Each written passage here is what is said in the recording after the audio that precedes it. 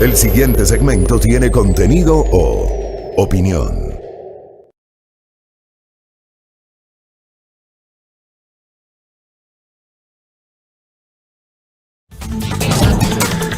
Muy bien, 6:28, gracias. Gran visualización ya tenemos de esta hora en nuestras plataformas digitales. Obviamente sabemos que también nos están escuchando en la señal de radio, pero claro, es tangible, mucho más tangible que nosotros podamos constatar cómo nos siguen en nuestras plataformas, porque aparece el número de visualizaciones en vivo. Gracias por seguirnos en la fanpage de Facebook Live de Majestad Radio. Gracias por sumarse también a la otra opción que les hemos brindado a ustedes, queridos internautas, queridos oyentes, televidentes, a través de nuestro canal YouTube de Majestad Radio. Muy gentiles, muy reconocidos por vuestra generosa sintonía y gracias también por los reportes de sintonía. Bueno, les había quedado debiendo algunos temas del día de ayer. A ver, empecemos, permítanme solamente... Reviso uno de los temas que justamente marcó el fin de semana. La política ecuatoriana, querida audiencia, la política ecuatoriana se caracteriza porque varios de sus personajes, varios de sus actores a lo largo del tiempo se han manejado con una incoherencia clamorosa entre el discurso y la praxis, entre lo que se dijeron ser y lo que finalmente resultaron ser. Creo que tal vez de los ejemplos más cercanos, uno podría ponerse a reflexionar sobre lo que significó hace varios años, allá más o menos por el año 2005, si la memoria no me es infiel, 2004, 2005, la aparición de este proyecto político que lo denominaron Ruptura de los 25. 2004, 2005 que apareció este proyecto político, llamándose así justamente porque era una suerte de cuestionamiento a los primeros 25 años desde el retorno del Ecuador a la democracia, con la famosa frase ¿quién jodió al país? ¿Se acuerdan? ¿Quién jodió al país? 42 años después del retorno a la democracia y cuando han transcurrido 17 años del advenimiento de aquellos jóvenes que planteaban esa pregunta, ¿quién jodió al país? Yo les pregunto a ustedes, ¿quién mismo terminó por joder el país utilizando esa frase? Les pido disculpas por la utilización, simplemente estoy parafraseando aquella frase con la cual los mencionados jóvenes irrumpieron en la política. Y resulta que de esos 3 jóvenes, 2 fueron unos como activistas y otros con el poder en la mano. Creo que de eso tenemos mucha claridad, ¿no? El discurso y la praxis. Estamos con señal de radio, perdón, voy a hacer una consulta. Estamos con señal de radio porque me reporta el doctor Pablo Araujo que no estamos en señal de radio, ya van a chequear. Gracias, doctor, por la gentileza. Muchas gracias. No, sí estamos con señal de radio, mi doctor. 89.5. Perdón, 89.7. 88.5 en Manaví. 97.5 en Esmeraldas. 88.7. Gracias, DJ. Tapilas el DJ. Muchas gracias.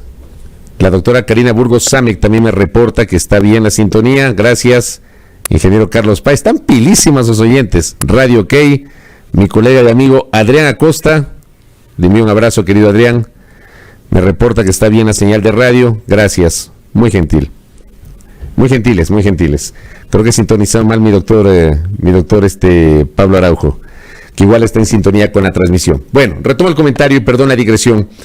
Entonces, fueron unos como activistas y otros ya con un miligramo de poder, ¿no? Con un micromiligramo o con un micromilímetro de poder, hay gente que se transforma o hay gente que devela lo que realmente es. Y hay gente que cambia su discurso. Hay gente que se dice de izquierda que llega al poder y se transforma, ¿no? Y asume un discurso de derecha. Creo que tal vez el ejemplo más claro fue el gobierno de Gutiérrez. Recuerden ustedes que Gutiérrez llegó con un discurso de izquierda, ganó las elecciones en 2002 con un discurso de izquierda, aliado con el movimiento Pachacutic, aliado con el movimiento Popular Democrático, y el hombre lo primero que hizo fue desmarcarse de ese discurso y gobernar con una política de derecha, del centro hacia la derecha, pero Gutiérrez ganó con un discurso de izquierda. Y lo mismo podemos decir del actual gobierno, querida audiencia. Lo mismo podemos decir del actual gobierno. El actual gobierno llega con un discurso y con un proyecto político. El actual gobierno, el presidente Moreno gana las elecciones encarnando o representando al denominado socialismo del siglo XXI. Ustedes pueden cuestionar esa corriente político-ideológica, pueden ponerle todos los peros del mundo, y es absolutamente legítimo que haya detractores y que existan sectores que no comulgan con esa tesis, con la tesis del socialismo del siglo XXI, que fue acuñada por Hugo Chávez y a la cual se adhirieron en su momento Néstor Kirchner en Argentina, Luis Ignacio Lula da Silva en el Brasil, Evo Morales en Bolivia, Rafael Correa Delgado en Ecuador. Se fueron adhiriendo a esa corriente, tal vez como los representantes más emblemáticos de esta parte del continente. Súmele a Daniel Ortega en Nicaragua, súmele al gobierno de Cuba, en fin, se fueron adhiriendo a esa corriente. Digo, es legítimo que un segmento de la sociedad cuestione y que no comulgue con esa tesis, esa es la democracia. Pero yo me pongo a reflexionar, y tal vez ya no con tanta sorpresa, tomando en cuenta que, como digo, nuestros políticos se caracterizan porque son unos en un momento determinado y son otros cuando ostentan el poder. Se dicen de cierta corriente político-ideológica en un momento y después resulta que camaleónicamente cambian. Resulta que quien hace esta declaración al señalar, se puede derrotar al socialismo del siglo XXI de forma democrática, y es lo que hicimos aquí en el Ecuador, y me refiero al presidente de la República, Lenín Moreno. Yo me permito recordar al presidente Moreno que él ganó las elecciones en 2017 encarnando ese proyecto político, del cual hoy se ha desmarcado. Pero no solamente eso. Él fue vicepresidente de la República durante 6 años, encarnando ese proyecto político, del cual yo nunca, y corríjame si estoy equivocado, yo nunca le escuché al presidente Moreno, en su condición de vicepresidente de la República, renegar o cuestionar al socialismo del siglo XXI. Él fue vicepresidente de la República como parte de ese proyecto político. Y siendo segundo mandatario, créanme, yo nunca le escuché a Lenín Moreno cuestionar, al menos no públicamente, y estoy seguro que tampoco habrá sido privadamente, porque de lo contrario veo muy difícil que aun cuando los números le daban, hubiese sido candidato a la presidencia de la República en 2017. Está claro que él se guardó para sí una postura que hoy devela, y claro, le dijo al diario El Mercurio de Chile que se puede derrotar al socialismo del siglo XXI de forma democrática. ¿Y qué es lo que se hizo aquí en el Ecuador? Olvidándose de sus orígenes, olvidándose de que él fue vicepresidente 6 años por esa corriente política y que llegó a la presidencia de la República con ese proyecto político, que luego se desmarcó, está claro. Está claro que a los pocos meses el presidente Moreno se desmarcó e incluso dejó de lado el plan de gobierno con el cual ganó las elecciones.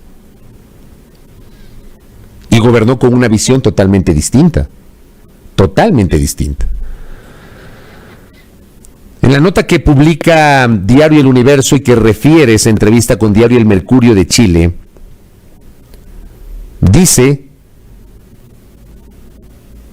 Lenín Moreno se refirió a los riesgos de la operación de la izquierda antidemocrática en la región y afirmó que uno de los mecanismos más eficaces para derrotar al modelo autoritario del socialismo del siglo XXI es garantizar procesos electorales transparentes y democráticos, como sucedió en el Ecuador en las últimas elecciones. Más abajo dice, se puede derrotar al socialismo del siglo XXI de forma democrática, es lo que hicimos aquí en Ecuador, agregó Moreno, quien se refirió al peligro inmenso que representan para la región las fuerzas de izquierda que impulsan modelos dictatoriales y autocráticos. Pues no se conforman con hacer la revolución en sus países, sino que tratan de exportarla porque quieren hacer una especie de tenaza sobre esos países que se comportan de manera democrática, mencionó el presidente saliente, quien al referirse a las elecciones que se aproximan en varios países de la región dijo que cada pueblo tiene derecho a escoger su destino y si es que el pueblo escoge ese destino pues tendrá que sufrir o gozar las consecuencias. Al ser consultado sobre cómo recibió un gobierno y con cifras poco claras, Moreno aseguró que lo que recibió fue una emboscada y que si él no hubiese participado en esas elecciones, Alianza País estaba destinada a perderlas con Jorge Glass. Son las palabras del presidente de la República en esa entrevista con Diario El Mercurio. Presidente Moreno tiene todo el derecho de pensar como considere. Yo cuestiono la falta de sindéresis de ese discurso cuando durante 10 años jamás renegó del socialismo del siglo XXI. Y sí, es muy probable que Alianza País hubiese perdido las elecciones en 2017 si Moreno no era el candidato. Porque está claro que los números a Jorge Glass no le daban. No le daban. Y porque además Correa, que ya podía ser candidato luego de la enmienda constitucional del 2015, decidió no ser candidato porque en un primer momento los números tampoco le daban. Que luego le dieron los números a Correa, ya cuando no había nada que hacer, era otra cosa. Pues la decisión que toma Correa en 2015 de no ser candidato, proponiendo justamente ese candado para que la posibilidad de la postulación sin límites a cargos de elección popular no se aplique desde 2017, sino desde 2019. Hubo una transitoria en ese sentido propuesta por el presidente de la República. En realidad era porque en un primer momento los números no le daban. Perdóneme, pero es así. Y los números a Glass tampoco le daban. A Moreno sí le daban los números. Y aún así, Moreno estuvo a punto de perder las elecciones en 2017. En unas elecciones que para algunos tuvieron dudas o dejaron o generaron dudas. Sin embargo, yo soy de los que sostiene que los fraudes se prueban y para mi concepto el supuesto fraude de 2017 jamás se probó. Es muy fácil denunciar fraude y no probar el fraude. El fraude tiene que ser probado. Yo no creo que hubo fraude. Yo no creo que hubo fraude porque no he visto las pruebas. Si me muestran las pruebas y son fehacientes esas pruebas, bueno, esa es otra cosa. Pero nunca me mostraron las pruebas. Yo nunca vi las pruebas del fraude de 2017. Pero Moreno ganó con las justas.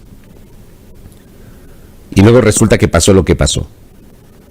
Y esto que ocurre con Moreno, como les digo, ha pasado en múltiples ocasiones. Y es allí cuando el pueblo ecuatoriano está llamado a reflexionar y a tratar de conocer o intentar conocer a profundidad a nuestros políticos, que son unos en determinados momentos y terminan siendo otros en determinados momentos. Cuando ostentan el poder, se sacan la máscara o la careta y muestran lo que verdaderamente son. Yo en lo personal no comprendo cómo durante 10 años fue parte de ese socialismo del siglo XXI y hoy marca distancias y dice que se puede derrotar el socialismo del siglo XXI. Durante 6 años como vicepresidente y durante casi 4 años viviendo del Estado como delegado de Naciones Unidas para las Discapacidades en Ginebra, con sueldo pagado por el Estado ecuatoriano, porque así era, que hacer un ejercicio de memoria nomás. Ejercicio de memoria nomás. No hubo ninguna queja del actual presidente de la República, que está a 20 días de terminar el mandato. Y hoy le dice un periódico internacional ese tipo de situaciones que evidencian una incoherencia total.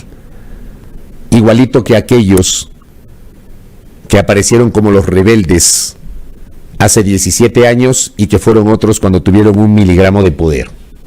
Así de simple. A los políticos hay que conocerlos por la coherencia, querida audiencia. Aprendamos eso. aprendamos eso. A los políticos y a todos. A nosotros también los periodistas. Hay que conocernos por la coherencia. Conozcamos a los políticos por la coherencia. Y aprendamos a separarlos, a los buenos de los malos. Identifiquemos a los malos y a los malos políticos ni la salutación. Como dice una frase muy popular, hay que enviarlos al basurero de la historia, a los políticos que tienen doble discurso, doble cara y doble moral. Por un lado, ese es el tema que se me quedó el día de ayer. El otro tema. Hay una entrevista que el presidente electo Guillermo Lasso le concede a Diario El Universo. Y en esa entrevista, el presidente Guillermo Lasso hace algunas revelaciones y da su punto de vista sobre el proceso de transición. En esa entrevista, el presidente electo, quien se posesionará el próximo 24 de mayo, aquí tengo la entrevista, suscribe justamente las palabras que le dio Moreno, las palabras que pronunció Moreno en aquella reunión del pasado 19 de abril en Carondelet, cuando se formalizó el proceso de transición. Cuando comenzó el proceso ya formal de transición entre el gobierno saliente y entrante. Moreno dijo: la mesa no queda servida. Lasso ratifica que la mesa no queda servida, pero le agrega otro ingrediente: no hay vacunas en la mesa. Esta parte me parece muy preocupante. ¿Por qué me parece preocupante? Porque el gobierno del presidente Moreno le ofreció al país una negociación que se había concretado para la importación de 20 millones de vacunas. Y claro, hice la pregunta pública: ¿qué pasó con ese ofrecimiento del presidente Moreno o ese anuncio del gobierno del presidente Moreno? Bueno, sobre esto han respondido, a mí me respondió en el Twitter el secretario general de la presidencia, Nicolás Issa. Igualmente el secretario general de gabinete, Jorge Guates, me envió una información respecto de los cronogramas de la llegada de las vacunas. Mi pregunta es: ¿esta declaración de Lasso tiene asidero? ¿Hay o no una negociación concretada entre el gobierno saliente de Moreno y las farmacéuticas o los gobiernos de países amigos con los cuales se llegó a entendimientos respecto de la importación de las vacunas? ¿Hay o no hay? ¿Hay o no hay? Y esto tiene que ir más allá del pomposo anuncio de las últimas horas de que se han colocado 1 millón de vacunas, porque además parece que algunos funcionarios de la administración gubernamental no saben ni siquiera aritmética básica. Ya, el 1 millón de vacunas no implica que tenemos 1 millón de ecuatorianos inoculados, pues. No se trata de eso. Les voy a explicar. Aquí tengo yo la cifra. Que han presentado las cifras del millón, ¿no? Entonces dicen 1 millón de vacunados.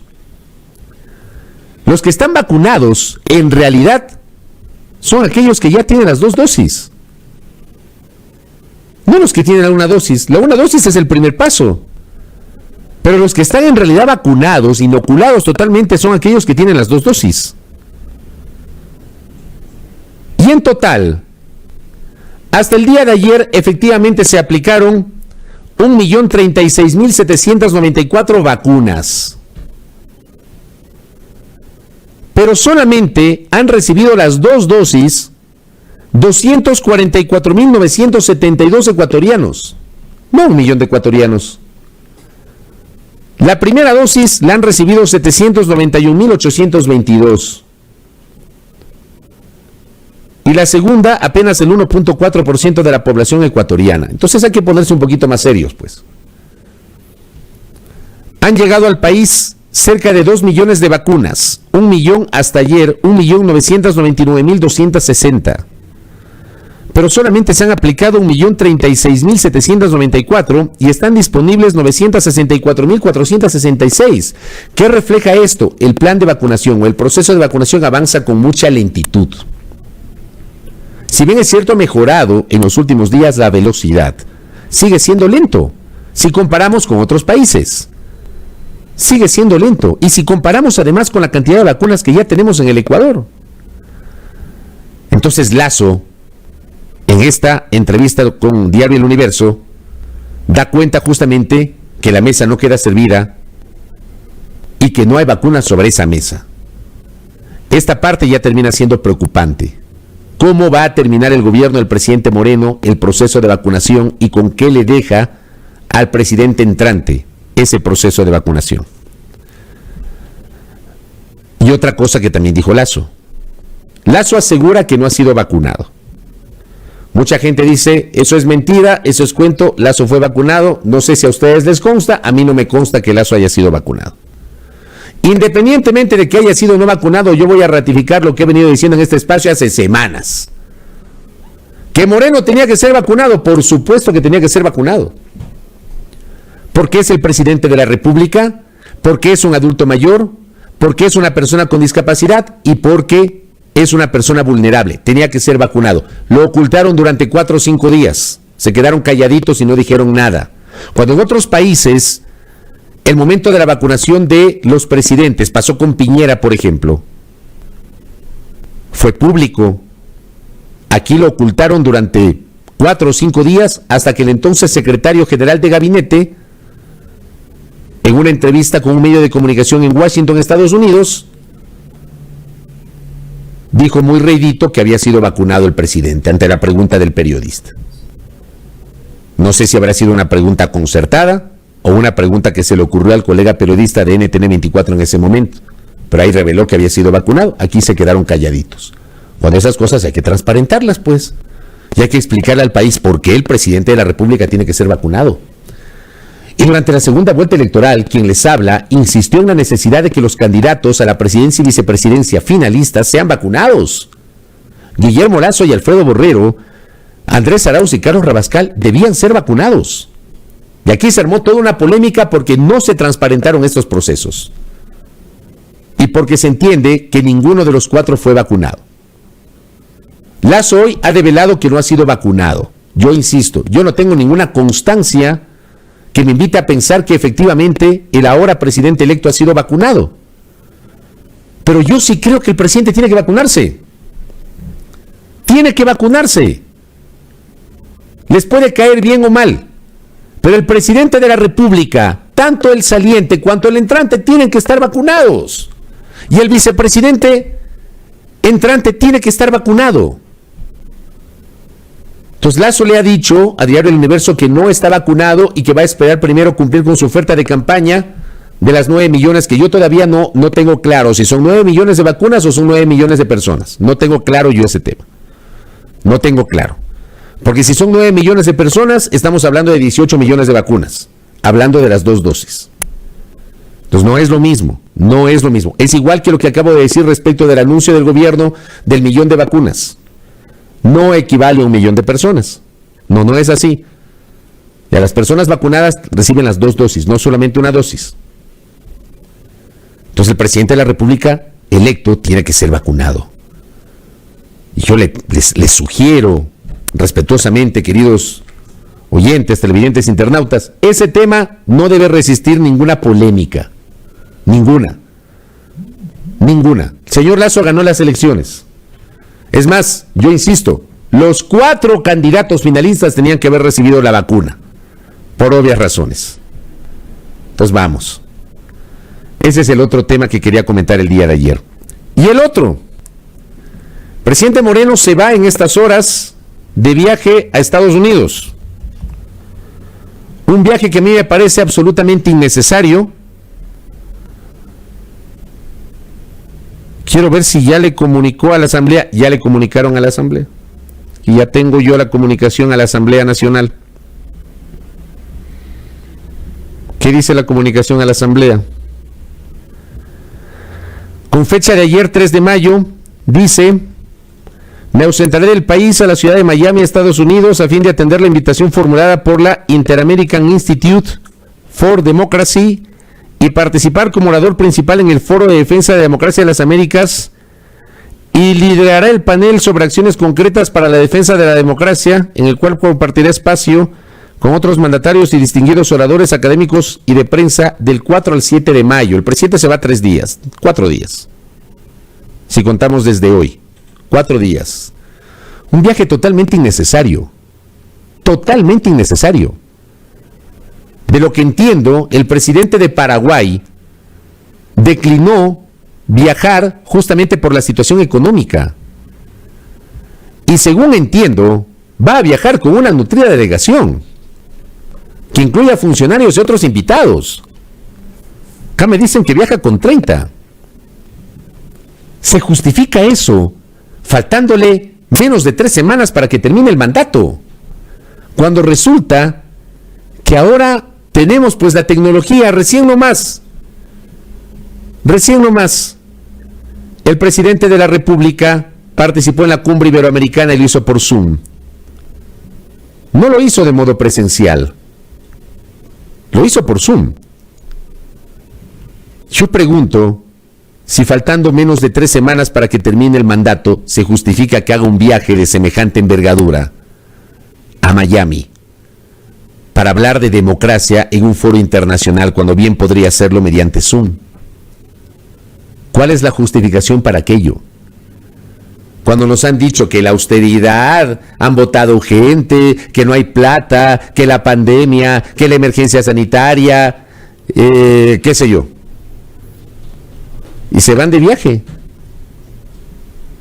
Pregunto yo, ¿se justifica? ¿Se justifica? Bueno, ayer le hicimos esa pregunta en el programa de la tarde al secretario Nicolás Issa y él justificó el viaje. Decía que era un viaje necesario, mencionaba que se trata de un presidente que no ha viajado mucho. Yo creo que respetuosamente con Nicolás Issa yo discrepo con esa posición, porque creo que los viajes pueden ser muchos o pocos, pero deben ser justificados, totalmente justificados. Y habiendo hoy la tecnología, habiéndose masificado el Zoom, o el Skype, o el Teams, o cualquiera de estos mecanismos, tranquilamente podía participar de modo telemático y quedarse aquí en el país. Quedarse aquí en el país ya en el último tramo de su administración, supervisando el proceso de vacunación, supervisando el proceso de transición, brindando información al presidente electo y a su equipo. ¿Cuál es la razón de viajar y de viajar con una delegación de 30 personas?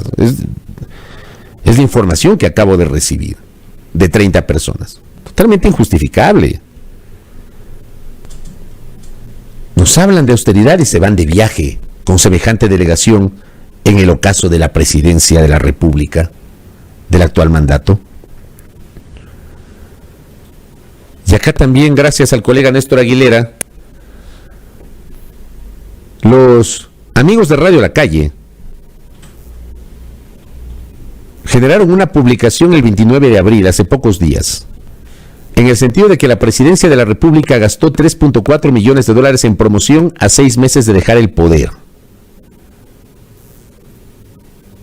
Dice la nota: la presidencia firmó un contrato por más de 3.4 billones por concepto de servicio comunicacional de difusión de las acciones y mensajes del gobierno nacional y del señor presidente según el sistema oficial de contratación pública. Esta contratación se concretó el 16 de diciembre, contempla pautas televisivas en al menos 10 canales nacionales, 30 canales regionales y 3 canales de televisión paga. En cuanto a radio, presenta un mínimo de 13 emisoras de cobertura nacional y 246 emisoras regional, local, comunitario. ¿Se acuerdan ustedes que este tipo de prácticas fueron criticadas del gobierno anterior? ¿Se acuerdan? Bueno, esa misma crítica no se recibe hoy, de este tipo de prácticas. Cuando hoy con mayor fuerza deberían ser criticadas estas prácticas, tomando en cuenta la crisis económica que enfrenta el país, la necesidad de precautelar el uso de los recursos públicos. Y aquí voy a hacer un símil con lo que pasa en Guayaquil, por ejemplo, sobre lo cual la Fiscalía ha comenzado una indagación previa respecto de procesos de contratación en el caso de la Municipalidad de Guayaquil. La misma pregunta: ¿se justificaba asignar un contrato para que pinten murales cuando los recursos deberían ser destinados a atender de alguna manera en el ámbito de sus competencias la emergencia sanitaria? Hago un símil. con lo que acabo de dar lectura respecto de contratar servicios de producción, tomando en cuenta la situación económica del país. Se justifica generar un contrato de $3.4 millones para aquello, en el ocaso del gobierno. Vamos, son cosas que no están bien. Ni el viaje, ni este tipo de contrataciones de última hora.